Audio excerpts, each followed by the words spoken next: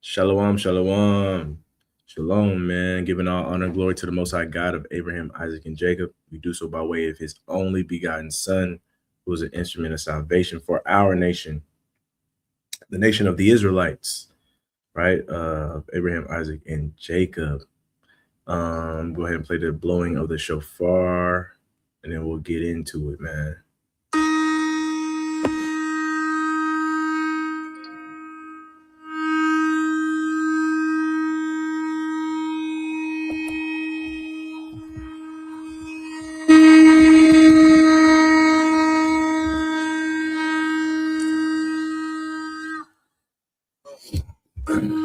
Come on, man. Come on, man. Let's see here. Today's lesson is going to be about what is going to be on tomorrow, right? On the 25th, which is the destruction of Nicanor, or otherwise known as what? What else is it known for? Known as the day before Purim.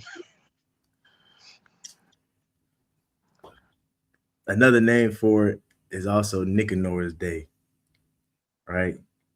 And so if you clicked on this video, man, this is for those who are wondering what the destruction of Nicanor is. If you had questions about it, trying to figure out, why you keep seeing it on your timeline.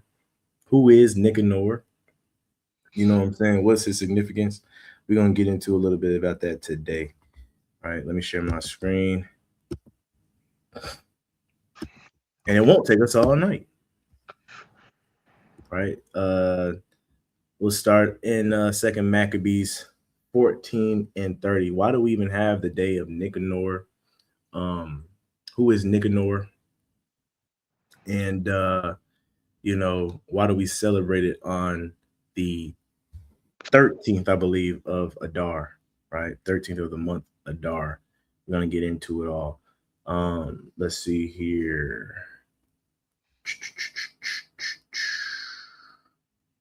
We can start right here in Second Maccabees 14 and 30. We'll start from the top to the bottom. Second Maccabees 14 and 30. Notwithstanding, when Maccabeus saw that Nicanor began to be churlish unto him, and that he entreated him more roughly than he was wont, perceiving that such sore behavior came not of good, he gathered together not a few of his men and withdrew himself from Nicanor. Right, man. And this is Judas Maccabeus. Judas Maccabeus, right? And this whole story is going to be kind of between Judas Maccabeus and Nicanor, right? So Nicanor, if you didn't know, a lot of people probably would assume that Nicanor was an Israelite, right? But he wasn't. Nicanor was a general, I believe, under King Darius the First, right? And he has some choice words to say. Let's read about Nicanor. Verse 31. Second Maccabees 14 and verse 31.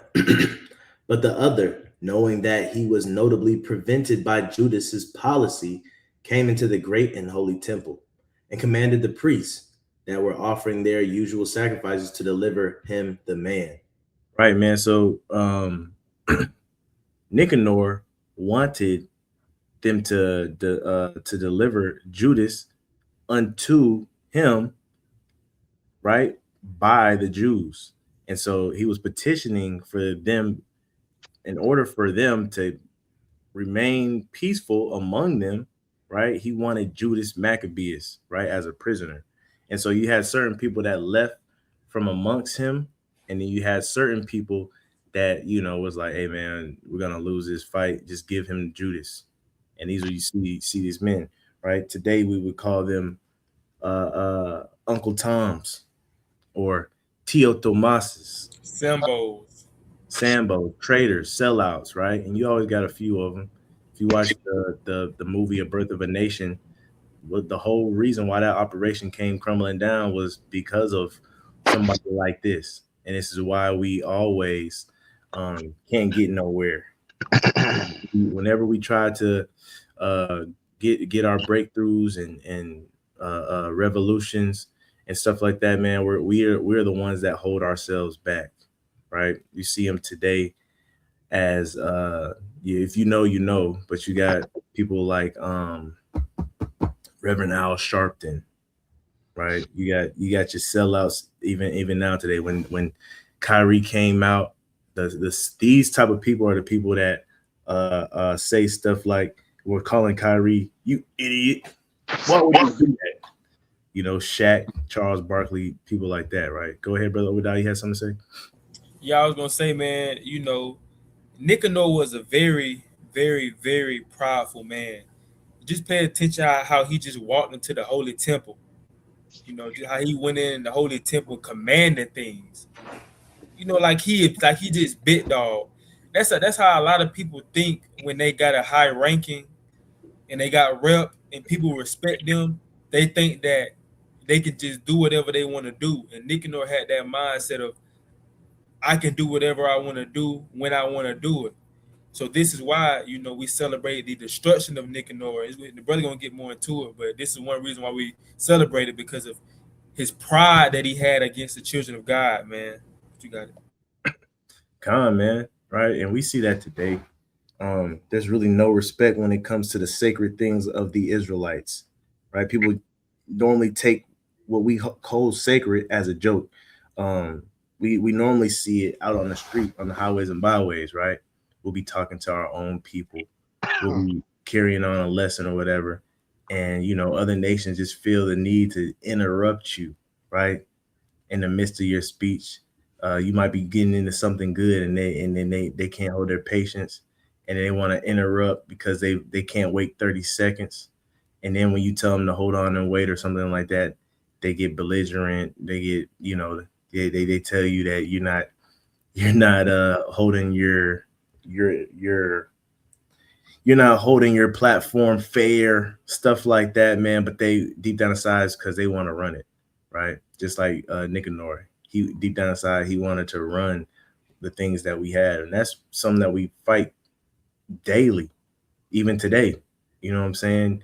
The possessions that rightfully belong to us, and that's all throughout the Bible, right? That's why the Most High got to remind us that it belongs to us, that the oracles of God belong to us, the promises, all of this stuff, because everybody wants to lay hold on it, and everybody wants to come ramsack it, you know. Let's go to the next verse. This is a let me see. Let me go. I'm gonna skip this one right here. This is a key verse right here, verse 33. Verse 33. He stretched out his right hand toward the temple and made an oath in this manner: If you will not deliver me Judas as a prisoner, I will lay this temple of God even with the ground, and I will break down the altar and erect a notable temple unto Bacchus. Right, man. So this is Nicanor, right? Like the brother Obadiah was just saying, he ran up in our spot, man, right? And he the gall that he had, man, to point out the temple, right? And what this is, man, is blasphemy, right? The same blasphemy, uh, like the dude came in 300 when he said, you threaten the messenger, right? This is blasphemy." And he said, this is Sparta." Well, this what Nicanor was trying to do, man. He's like, "This is blasphemy." He said, "Nah, this is me. This is Nicanor, man. Right? This is the kingdom underneath King Darius." And that's what happens when you're dealing with other nations sometimes, is that there's no respect and there's no honor, right? And so this is the main reason why Nicanor had to be destroyed. This is the main reason why there had to be a destruction of Nicanor, because like, I don't understand why people don't understand is that you can't go out here and play the Most High. You can't go out here and blaspheme the Most High, no matter if, because you got to think, man, the Jews was down bad at this moment, right? And it probably would look like we didn't even have a God, You know what I'm saying? Probably looked like what we believed in was foolishness, because a lot like for a lot of things, like how we look at crystals today, how we look at Hinduism and stuff like that. Like, man, you believing in these fake guys, they don't do nothing for you, right? That's how people was looking at us. And so he probably had the gall to go in there and talk like that, because he probably didn't think there was any power left in what we had faith in, right? But one thing about the Most High, man, even in our punishment, he gonna let these other people know too when they cross a boundary, when they step across that line that doesn't need to be crossed. You know what I'm saying? This is one of the reasons why Nicanor, the main reason why Nicanor had to go, right? Because of the blasphemy that he did against the children of Israel. Not only children of Israel, but with the things that the Most High held sacred, right? You had something to say, Obadiah?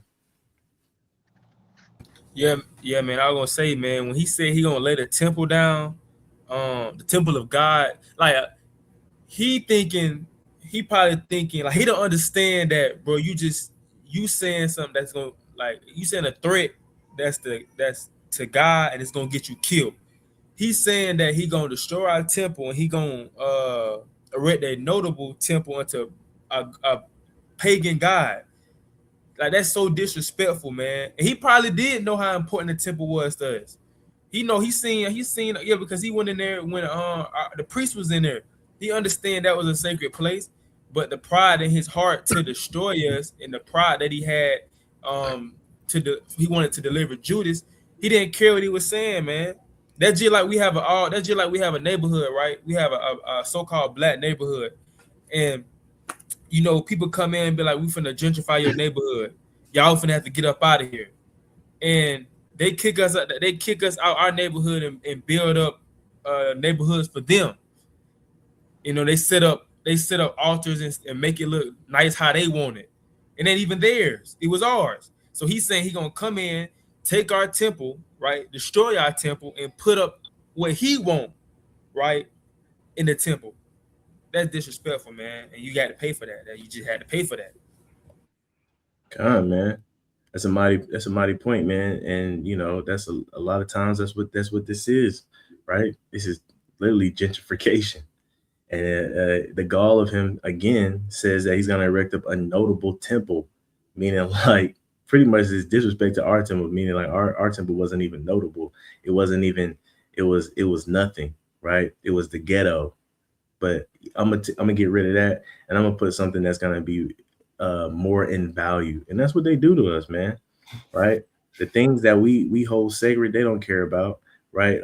When they move us out of when they gentrify our homes and stuff like that, they don't care about your family's history in that old house, right? They don't care about you being able to come back and revisit the house you grew up in and stuff like that, right? They're gonna make it into something that they deem more valuable, and they're gonna move some white people in there, in that guy. You know what I'm saying? But this is one of the main reasons right here, is because he blasphemed against the temple and the children of Israel. Right? We're gonna go to so this is Second Maccabees 14:33.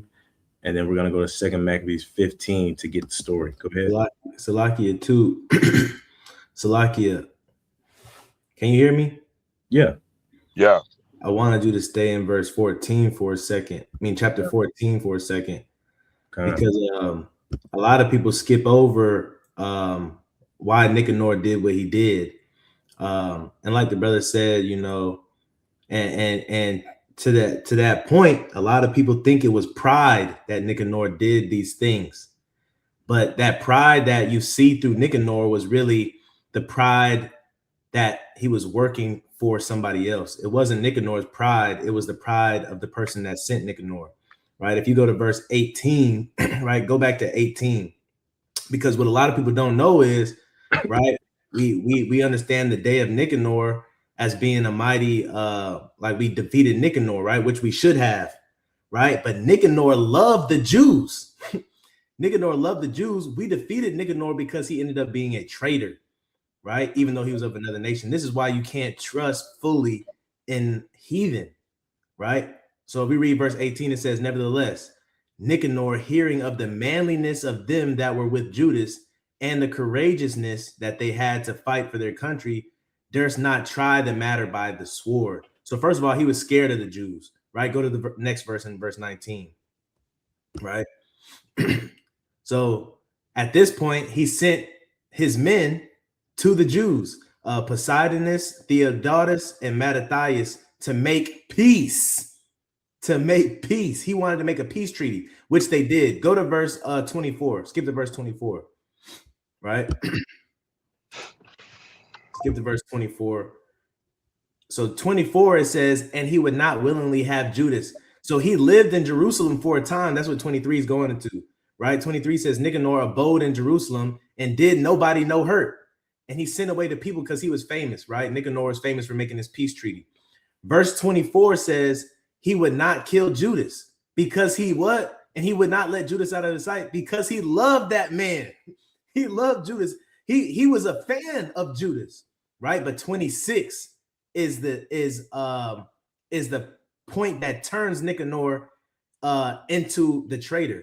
It says, but Alchemus, perceiving that love that was betwixt them, right? One of Nicanor's men snitched on him and was like, considering the covenants, the peace covenants that was made, he went to King Demetrius and told what Nicanor was doing. He said, hey man, Nicanor down here having his best life with the Jews, right?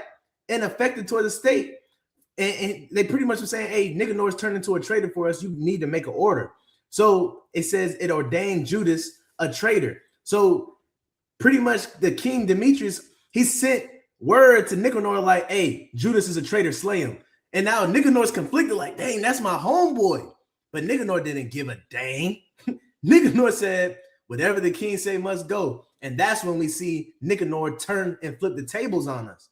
So think about how evil that is, because now it's like killing somebody from the inside, because he's got the love of the people, right? He's become a friend. He's inside. So this is how he's able to move so freely in Jerusalem, because everybody's like, man, that's Nicanor. That's bro.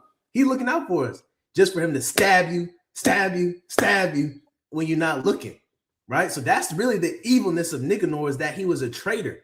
And he was not a man of his word when he made that covenant with the Jews. Hey, man, if you read verse 30 again, man, where we started out, it says, notwithstanding, when Maccabeus saw that Nicanor began to be churlish unto him, and that he entreated him more roughly than he was wont, perceiving that such sour behavior came not of good, he gathered together not a few of his men and withdrew himself from Nicanor. Like the brother was saying, this is when, Judas had the wisdom to understand, hold up, man, he talking to me a little rough. He might have talked to him like he normally does, might say a joke, and the brother didn't laugh at the joke. He like, hold up, something not right. Yeah, the Holy Spirit. See that? Yeah, the Holy Spirit, man. You saying it? The Spirit gave him discernment. You see that? And then something told him he had to get up out of there, man. You know what I'm saying? And we see that oftentimes too. Sometimes you guys see it, you can see it on the highways and byways, but you more so see it like in the job field, right? If you work with Esau and stuff like that, when it comes to you buddy with Esau, but as soon as it comes down to a serious matter in front of the boss, he kind of throwing you under the bus, like, y'all wasn't with each other all the time, and we done seen people from other nations switch up on us out of nowhere, right? Yeah, and it's kind of got our heart a little hardened towards other nations, man. You know what I'm saying? People don't get why we're reserved, why we don't say much. You get into the people. There was a time where Israelites used to talk about their heathen counterparts at work and how they used to complain about, dang, Jamal, you don't want to talk to me? You don't want to have any talk while we ride to the place? And like, nah, man, just get us there. Let's do the job so we go home. And this is why, man, because a lot of us have experiences like this that's hard in our heart. I know both of y'all had a point. I don't know who was first out of you and Obadiah. Go ahead, brother Azrael. Azrael can go home, yeah. Azrael can go ahead. Yeah, I was gonna say an example of, like, man, it's been times where you may have a manager that tell you to do something, then you just following orders from your manager, think it's a normal day. Then somebody above your manager yelling at you like, why are you doing that? And your manager looking at you like, yeah, why are you doing that? You just told me to. They'll throw you under the bus in a heartbeat, right? They'll protect their honor before they have integrity to protect yours. They don't care about your if you got a family to feed or none of that. They just care about themselves. And that's the thing, and that's why the Most High God chose Israelites to be the chosen people, because we actually keep our integrity, right? We actually, right, we'll do things that we don't have to do. You know what I'm saying? A lot of times our nation, if you look at Blacks, Hispanics, and Native Americans, man, a lot of times they do stuff for other nations they don't have to do because they keep their integrity. But that's how the whole earth should be. But the whole earth ain't like that, because why? The whole earth don't keep their integrity. They ain't like us. They'll flip the script quick. Now, Nick, when you read this, Nicanor, he ain't say nothing to Demetrius, bro. He didn't even try to combat it. As soon as Demetrius sent the order, he didn't even second guess it. This supposed to be a man that you love. That's crazy. Oh man. Yeah, Again, go ahead. I was gonna say, yeah, man. I was gonna say that, like, if you truly love this man, like you was saying, you supposed to let this man know, hey, this was going on. But kind of like how with Jonathan and David, right? Jonathan had David back because he loved David. That's real love. He was letting them know, hey, my dad tripping. But with Nicanor, Rahab the harlot. Rahab the harlot, man. But it's like with Nicanor, he probably was more so, he was like the brother said, he was fearful of Judas, and Judas had a name. So he's like, okay, I get this my opportunity to be, cool with him. But soon as the order was who was it that called that order? What his name was? Demetrius said it. It's like Nicanor, it's like he changed, and that's why Sirach 12 said, never trust your enemy. It's like a switch change. He just started blaspheming. Just started getting disrespectful out of nowhere, man. That's why Sirach 12 said, never trust our enemies, man. You got to be very aware, because they can be buddy in your face. One day, 1 hour. Then the next hour, they're acting like complete demons, man. Throw hand joining hand. Hey, that's how these police officers act too. These other nation police officers, they'll be buddy with you and let one of their lieutenants or somebody come on the scene. Next thing you know, they throwing you against your car. You be like, come on, bro, what's going on? They be like, hey, stop talking, bro. You like, bro, what you tripping for? We was just cool. Before they came in, you was having a good conversation. We was getting to the bottom, and now you acting like a butthole. And then, they want to make it seem like they wasn't even friends with you, right? Because they just worried about their job and their reputation. Yeah, it was like a Vine, man.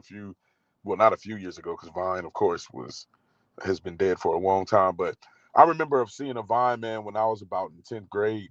It was about 2014, and it was King Batch. That's King Batch was like the king of Vine. But to make a long story short, the Vine he was hanging out with his white friends, and then he told the white friend asked him, would you ever switch up? And he said, King Batch said, my dude, I'm never going to change. And then it switched literally from him saying that to some black dudes walking up, and then the camera panned back to King Batch, and King Batch had on some shades, and they said, yo, what up, my nigga Batch? He said, what it is, cuz. And then the white dude said, dude, are you serious? And he pointed at him. He was like, yeah. And he started walking off with the black dudes. You know what I'm saying?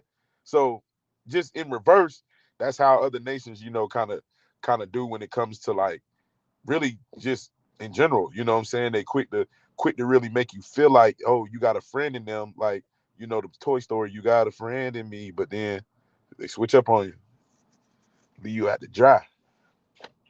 Oh man, come on, man. It's a prevalent thing, man, that happens even today.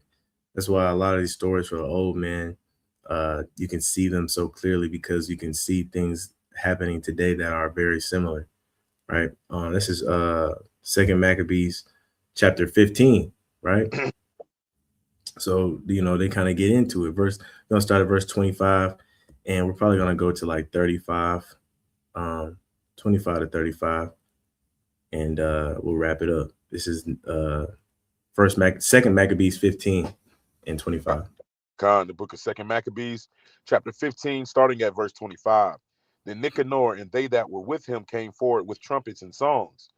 But Judas and his company encountered the enemies with invocation and prayer, so that fighting with their hands and praying unto God with their hearts, they slew no less than 30 and 5,000 men.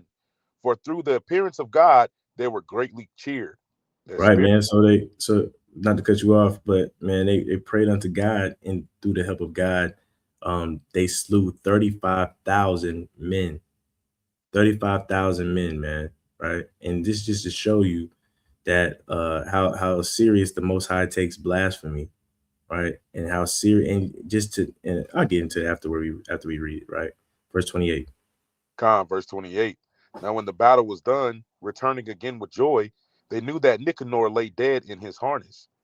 Then they made a great shout and a noise, praising the Almighty in their own language. And Judas, who was ever the chief defender of the citizens both in body and mind, and who continued his love toward his countrymen all his life, commanded to strike off Nicanor's head and his hand with his shoulder and bring them to Jerusalem. So when he was there and called them of his nation together and set the priests before the altar, he sent for them that were of the tower and showed them the vile Nicanor's head and the hand of that blasphemer, which Salakia, which with proud brags he had stretched out against the holy temple of the Almighty. And when he had cut out the tongue of that ungodly Nicanor, he commanded that they should give it by pieces unto the fowls and hang up the reward of his madness before the temple. So every man prays toward the heaven the glorious Lord, saying, Blessed be he that kept his own place undefiled. He hanged also Nicanor's head upon the tower, an evident and manifest sign unto all of the help of the Lord. Right, man. You know what I'm saying? So that's how the battle went. Nicanor's head was on a stick and his tongue was cut out.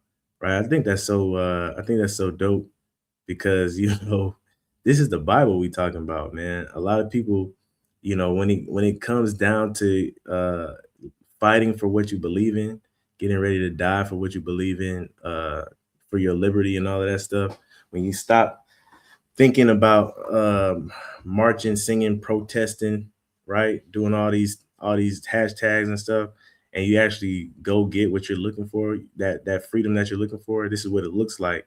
And some people would have said it was overkill after he was dead to cut his head off and put it on a stick, right? But this is what we did, man, right?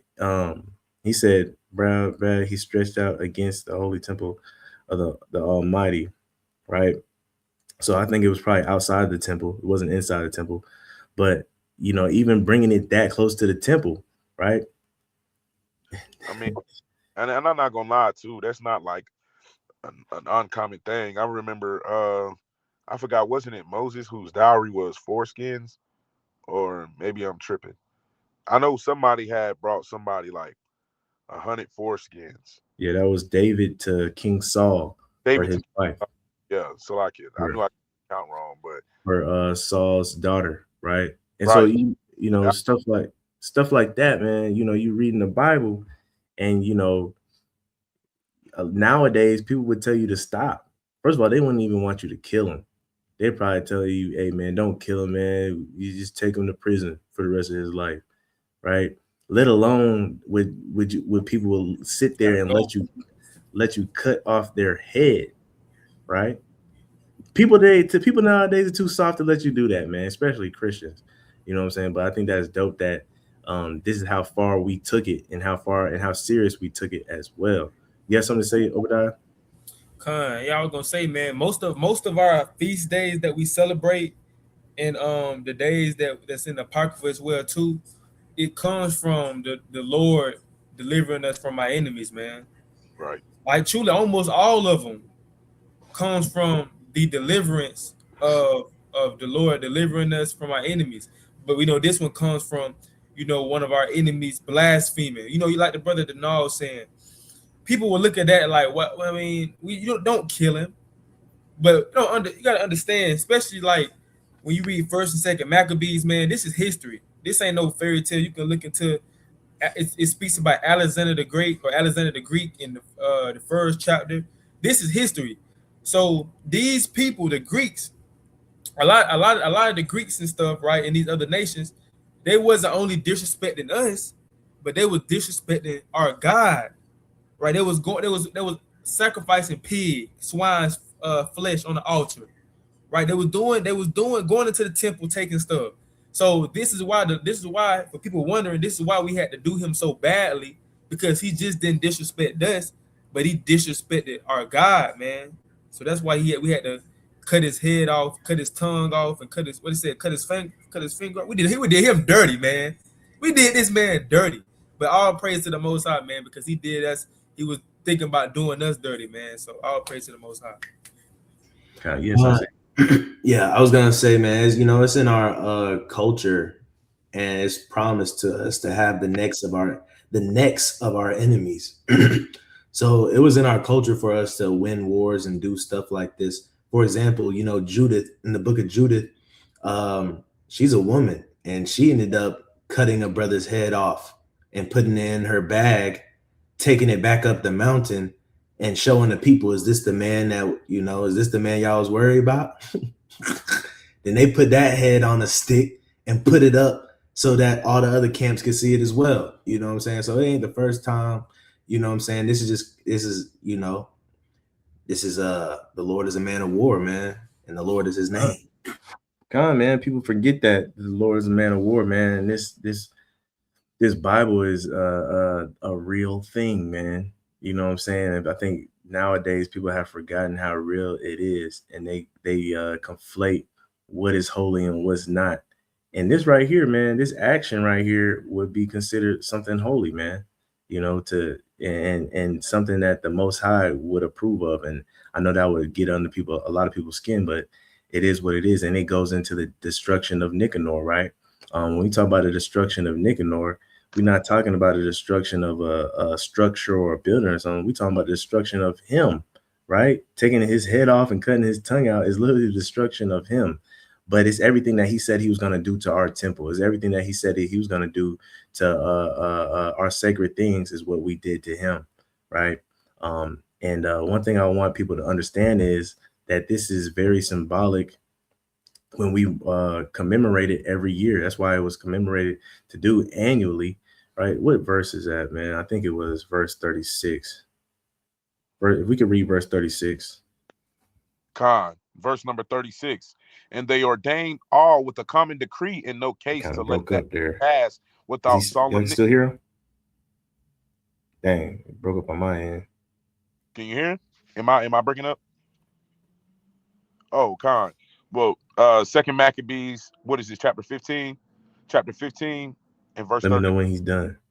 And it says, and they ordained all with a common decree in no case to let that day pass without solemnity, but to celebrate the 13th day of the 12th month, which in the Syrian tongue is called Adar, the day before Mordecai's day.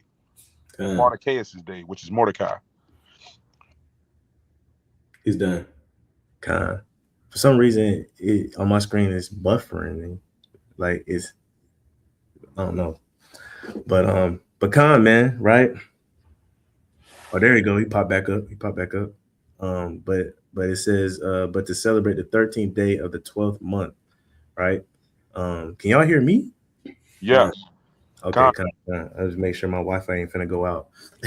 But the 13th day of the 12th month, man, which is the month of Adar, right?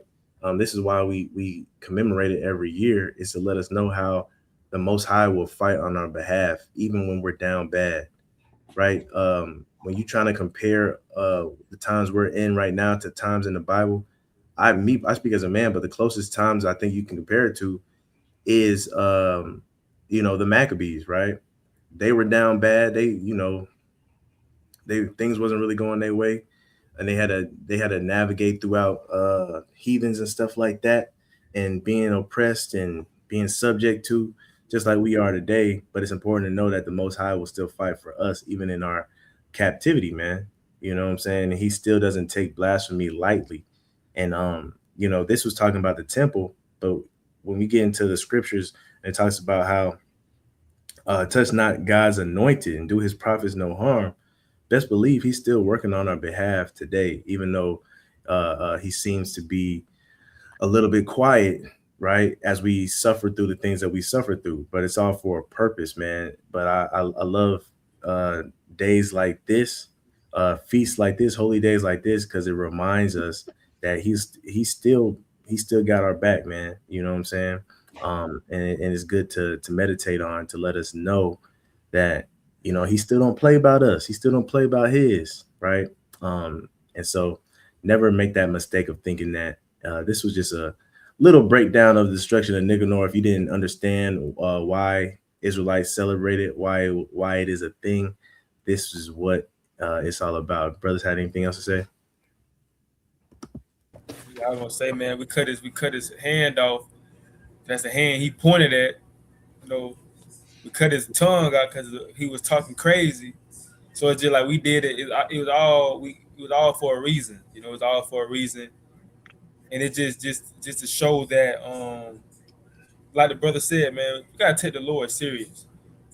You know, you gotta take. And this is why the Lord is so angry at America, which is Babylon the Great, because they blaspheme the Lord all the time in their movies. You know, these comedians and in the music, they blaspheme the Lord all the time, man. And what happened to Nicanor is an example of what's going to happen to a lot of these elites, these Rockefeller, Rothschilds, the people that's in Hollywood, or even the people that we see every day that blaspheme the Lord.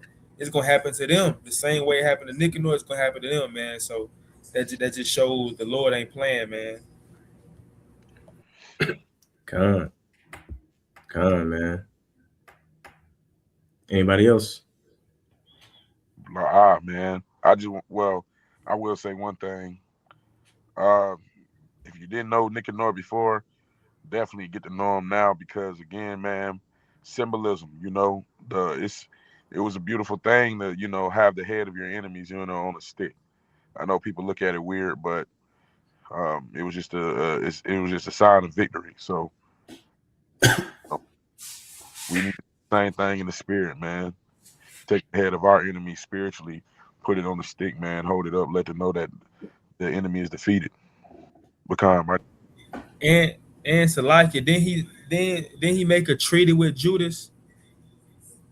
There wasn't Didn't Nicanor make a treaty or a promise to Judas, and he broke that. So he didn't even care about the treaty, the promise that he made with Judas. He said to hell with that. So that just shows when it comes to these other nations, man. You really can't. You don't know. You can't really fully trust them especially when they say, "Okay, we go. I promise I won't do this," and I put it on my parents, or we can make this treaty. I'm honest with you. Come on, man. Yeah, that goes into politics in the government too. A lot of people trust in the government and promises that they make during their campaign speeches and stuff, and then be confounded once that person sits in office. How could they do this? They didn't say they were going to do this. I didn't know it was going to be like this. Stop putting your trust in Egypt and your trust in Pharaoh, because it's going to amount to nothing. They say that they're helping you for a vain cause. It's all vanity, right? And it's really because they're afraid of you. And it's really because they understand the power you have and the influence you have. But at the end of the day, they don't mean you well. They'll flip on you as soon as they can, right? They'll flip on you as soon as they can. So, hey man, it's all lessons in all of these feasts and holy days, man. So, come Come man. Man, I hope you guys enjoyed that. I hope you guys were a little bit edified and learned about the destruction of Nicanor, man. As we bring it in tomorrow, on the 25th would be our 13th of Adar. If you guys haven't celebrated, didn't plan on celebrating, feel free to join in with us tomorrow as we remember what happened to Nicanor, man. And might as well throw a prayer up for all the Nicanors in your life, right? That the same outcome comes to them. And the Most High will hear you, man. Just like the Most High heard them, the Most High will hear you. But with that being said, man, we give all honor and glory to the Most High God of Abraham, Isaac, and Jacob. We do so by way of his only begotten Son, who's an instrument of salvation for our nation, the nation of the Israelites. right? Where our king came out of, who also said, if you're not gathering, you're scattering, right? So gather together, O nation, not desire, man, right? So we can destroy the Nicanors that come against us. And we'll see you guys next time, tomorrow, Lord willing. We say shalom, shalom, and shalom. Shalom.